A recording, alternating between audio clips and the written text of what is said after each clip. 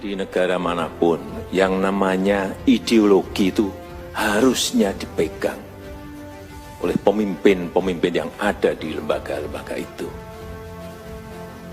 Begitu juga kita, mestinya di setiap kementerian, mestinya di setiap lembaga, mestinya di jajaran TNI, jajaran Polri, Jaksa Agung, BIN, semuanya sama. Pemimpinan harus memegang yang namanya ideologi. Tanpa juga harus kita sampaikan, tetapi rasa memiliki ideologi itu kelihatan.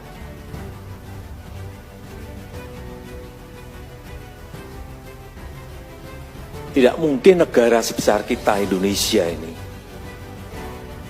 bisa kokoh bersatu seperti ini kalau ideologinya berbeda-beda. Mau kemana kita? Di rumah pas iya. Saat sidang. Iya. Oh, terus lihat di mana, apalagi di mana lagi lihatnya? Ke ini sedang Agustusan, lihat di lapangan Bapak ada. Saya bilang, Pak Presiden saya di sini gitu. Oh gitu. Iya. Bu Ani, Pak Presiden saya di sini gitu. Iya, karena saya cuma sendiri nontonnya. Oh. Ya udah. Terima kasih karena bisa jawab tadi, sepedanya diambil. Udah. Siapa? Nama saya, udah.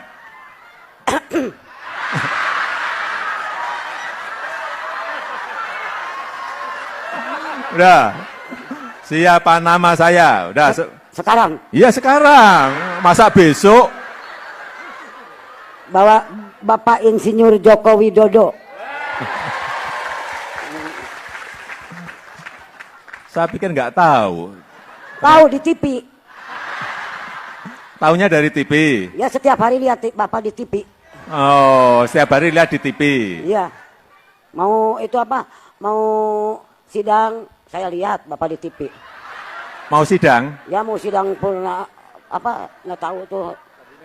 Sidang kabinet. Oh, sidang kabinet. Ya. Ibu lihat. Saya ikut nonton gitu, tapi Ikut di nonton. luar. Oh, di rumah tapi nontonnya. Oh, lihat TV di rumah pas Iya. saat sidang. Iya. Oh, 1.890.000. Oh. Udah diambil berapa? Dua kali? Iya. 500. Berarti 1 juta ya? Iya. Dipakai untuk apa? Pakai bayar hutang. Bener. Iya. 1 juta itu semuanya dipakai untuk bayar? Enggak. Enggak. Yang Ayah 100, ayah 150, ayah 75 gitu. utangnya berapa? 1.300.000. Berapa? 1.300.000. 1.300.000. 1.300.000. Oh, dibayar. Enggak apa-apa, karena dia. Tapi nggak apa-apa. Hah? Nggak apa-apa itu pakai bayar hutang. Enggak apa-apa, udah, enggak apa-apa, udah. Khusus Bu Ani enggak apa-apa, ya, enggak apa-apa. Terus. Tapi dikasih hadiah nggak? Hah? Dikasih hadiah nggak? Kasih hadiah? Aduh. Kok dikasih hadiah? Kenalkan, nama saya Ibu Anija. Bu? Ibu Anija. Bu Anida, panggilannya Bu? Anija. Bu, hah? Anija. Ibu Anija. Bu Anija, panggilannya Bu? Anija. Bu Anija juga, oke. Bu Anija, Ya, dapat bantuan pinjaman berapa? 4 juta. 4 juta. Dipakai untuk apa? Untuk jualan kerupuk miskin. Jualan kerupuk miskin. Jualan kerupuk miskin. Aduh.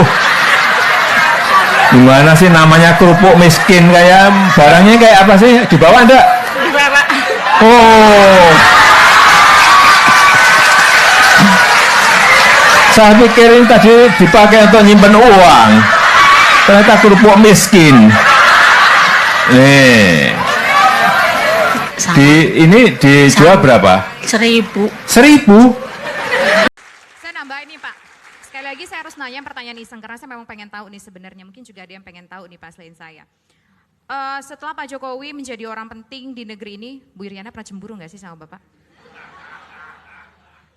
Yang namanya perempuan ya sama.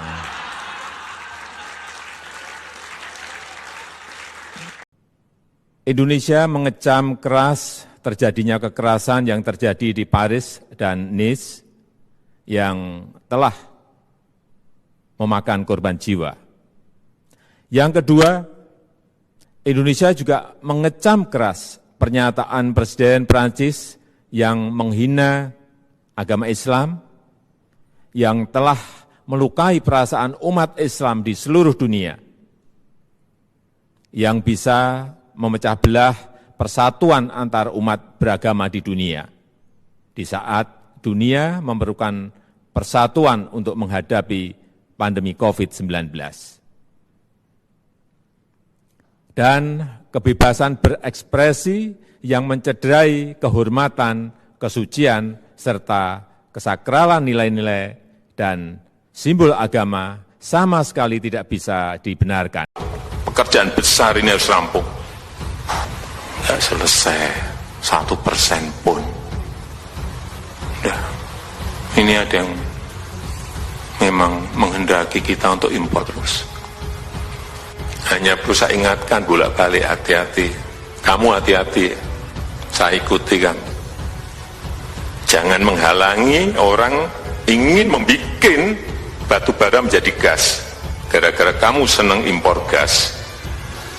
Kalau ini bisa dibikin ya udah, nggak ada impor gas lagi. Nah, saya kerja apa Pak? Ya urusanmu, kamu udah lama menikmati ini. Saya tegaskan juga bahwa Undang-Undang Cipta Kerja ini tidak melakukan resentralisasi kewenangan dari pemerintah daerah ke pemerintah pusat. Tidak ada. Perizinan berusaha dan pengawasannya tetap dilakukan oleh pemerintah daerah sesuai dengan NSPK, norma, standar, prosedur, dan kriteria yang ditetapkan pemerintah pusat. Ini agar dapat tercipta standar pelayanan yang baik di seluruh daerah, dan penetapan NSPK ini dapat nanti akan diatur di dalam PP atau peraturan pemerintah. Selain itu, kewenangan perizinan untuk non-perizinan berusaha tetap ada di Pemda, sehingga tidak ada perubahan. Bahkan kita melakukan penyederhanaan, melakukan standarisasi jenis dan prosedur. Upah bisa dihitung berdasarkan waktu dan berdasarkan hasil. Kemudian adanya kabar yang menyebutkan bahwa semua cuti sakit, cuti kawinan, cuti khitanan, cuti baptis, cuti kematian, cuti melahirkan, dihapuskan. Dan tidak ada kompensasinya. Saya tegaskan juga ini tidak benar. Hak cuti tetap ada dan dijamin. Kemudian apakah perusahaan bisa mem-PHK kapanpun secara sepihak? Ini juga tidak benar. Yang benar, perusahaan tidak bisa me-PHK secara sepihak. Kemudian juga pertanyaan mengenai benarkah jaminan.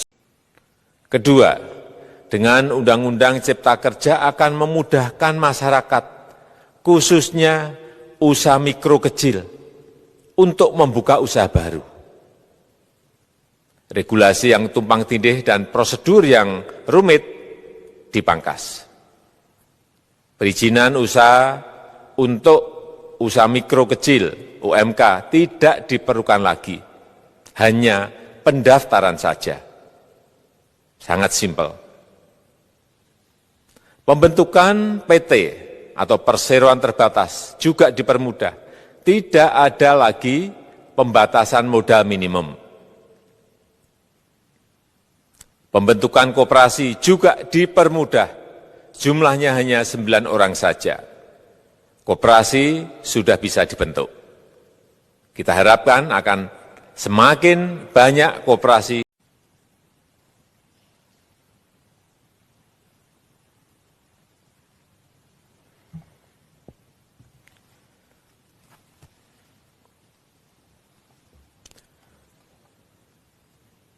Assalamualaikum warahmatullahi wabarakatuh.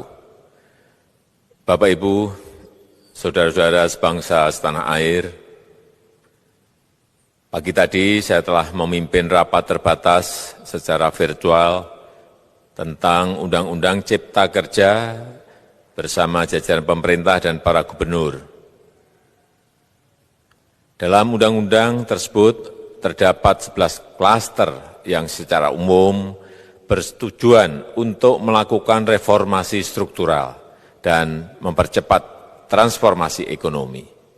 Adapun klaster tersebut adalah urusan penyederhanaan. Prioritaskan kesehatan bukan berarti mengorbankan ekonomi.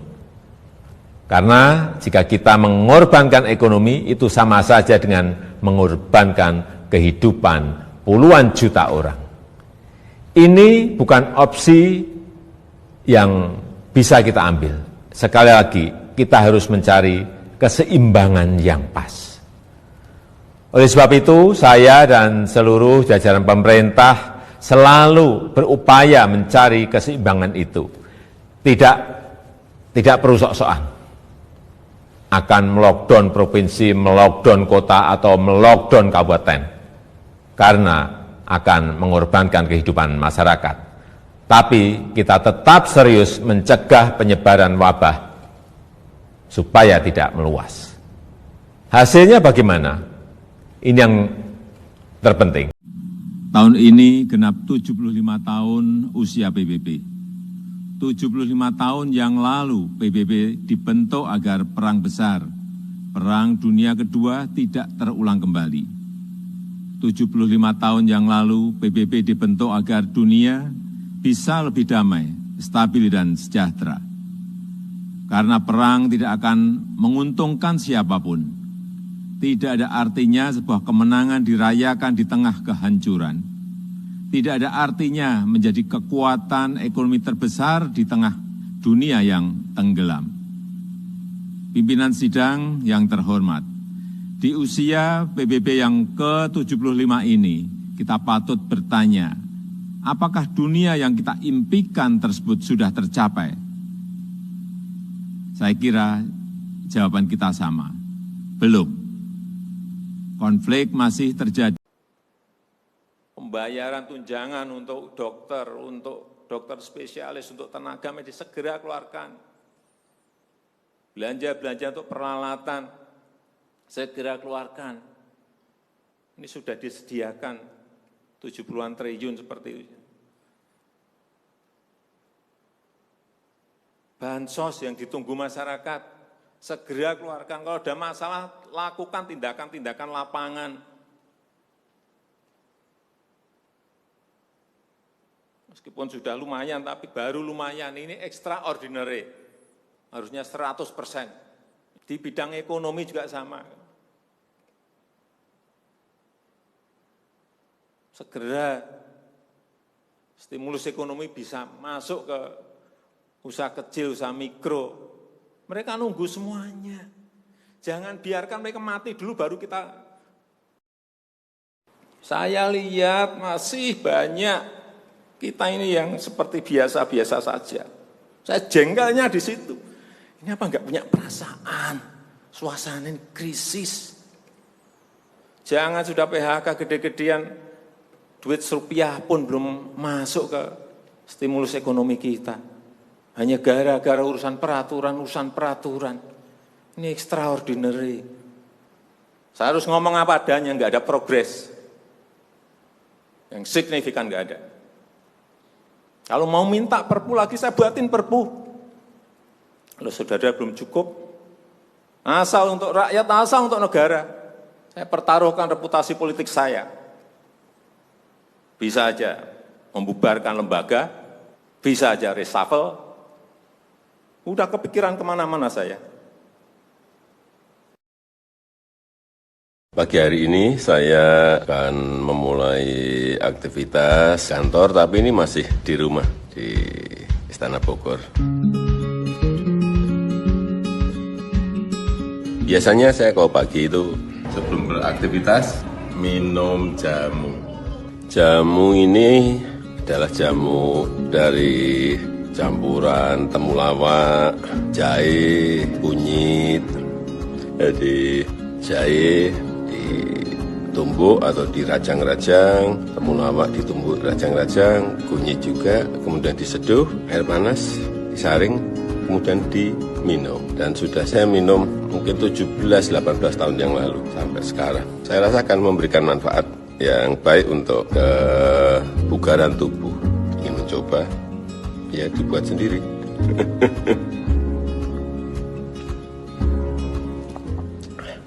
Lamun siro sakti, ojo mateni. Meski kuat, jangan Meskipun menjatuhkan. kamu sakti, meskipun kamu kuat, jangan suka menjatuhkan. Lamun siro banter, ojo ndisiki. Meskipun kamu cepat, jangan suka mendahului. Yang ketiga tadi, lamun siro pinter, ojo minteri. Meskipun kamu pandai, jangan sok pintar. Jangan ada yang merasa paling benar sendiri dan yang lain dipersalahkan. Jangan ada yang merasa paling agamis sendiri. Jangan ada yang merasa paling Pancasilais sendiri. Semua yang merasa paling benar dan memaksakan kehendak itu hal yang biasanya tidak benar. Biasanya tidak benar. Rama, Pak. Rama? Iya. Rama dari Garut. Garut, Pak. Kenapa kok ngelus-ngelus gini kan? Iya, Pak. Tegang. Kenapa? Rewas, apa sih? Apa? Tegang, Pak. Oh, tegang. tegang. Ya. Oh. Nervous gitu lah. Oh, nervous. Iya, Pak. Sering mengingatkan kepada para menteri, tugas kita bukan hanya membuat dan melaksanakan kebijakan, tetapi tugas kita adalah membuat masyarakat menikmati pelayanan, menikmati pembangunan. Seringkali birokrasi melaporkan bahwa program sudah dijalankan, anggaran telah dibelanjakan, dan laporan akuntabilitas telah selesai. Kalau ditanya, jawabnya, programnya sudah terlaksana, Pak. Programnya sudah terlaksana, Pak. Tetapi setelah dicek di lapangan, setelah saya tanya ke rakyat, ternyata masyarakat belum menerima manfaat. Ternyata rakyat belum merasakan hasilnya. Sekali lagi, yang baik ini, saya betul-betul minta pada Bapak Ibu dan saudara-saudara sekalian mengerti, memahami apa yang tadi saya sampaikan. Kerja keras dalam suasana seperti ini sangat diperlukan. Kecepatan dalam suasana seperti ini sangat diperlukan. Tindakan-tindakan di luar standar saat ini sangat diperlukan dalam manajemen krisis. Sekali lagi, kalau payung hukum masih diperlukan, saya akan siapkan. Saya rasa itu yang bisa saya sampaikan. Terima kasih. Assalamualaikum warahmatullahi wabarakatuh. Perasaan ini tolong sama. Kita harus sama perasaannya. Kalau ada yang berbeda satu saja sudah berbahaya. Jadi tindakan-tindakan kita, keputusan-keputusan kita, kebijakan-kebijakan kita, suasana adalah harus suasana krisis. Jangan kebijakan yang biasa-biasa saja, menganggap ini sebuah kenormalan. Apa-apaan ini?